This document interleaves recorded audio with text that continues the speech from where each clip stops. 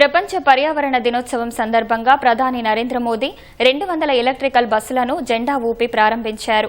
ఢిల్లీ ప్రభుత్వ సహాయనీయ రవాణా విధానం కింద ఈ బస్సులు హస్తినాలో సేవలు అందించనున్నాయి.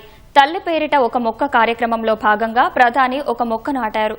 ఢిల్లీ లెఫ్టినెంట్ గవర్నర్ వీకే సక్సేనా, ఢిల్లీ ముఖ్యమంత్రి రేఖా గుప్తా, కేంద్ర పర్యావరణ శాఖ మంత్రి భూపేంద్ర యాదవ్, ఢిల్లీ మంత్రులు ఈ కార్యక్రమంలో పాల్గొన్నారు.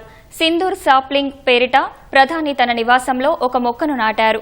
1971 యుద్ధంలో తెగువ చూపిన మహిళలు ఇచ్చిన ఆ మొక్క దేశ మహిళల పరాక్రమానికి, స్ఫూర్తికి చిహ్నమని తెలిపారు. పర్యావరణ దినోత్సవం సందర్భంగా మనం ఎదుర్కొంటున్న సమస్యల నుంచి గ్రహాన్ని కాపాడుకోవాలని ప్రధాని పిలుపునిచ్చారు. పర్యావరణాన్ని పచ్చగా బాగా చూసుకుంటున్న వారందరినీ ప్రశంసించారు. భారత్ సొంత ప్రయోజనాలను పక్కన పెట్టి ప్రపంచ పర్యావరణ రక్షణకు పనిచేస్తోందని వీడియో సందేశంలో ప్రధాని వివరించారు. ప్లాస్టిక్ కాలుష్యాన్ని నివారించడమే ఈ సంవత్సరపు ప్రపంచ పర్యావరణ దినోత్సవ థీమ్ అని తెలిపారు.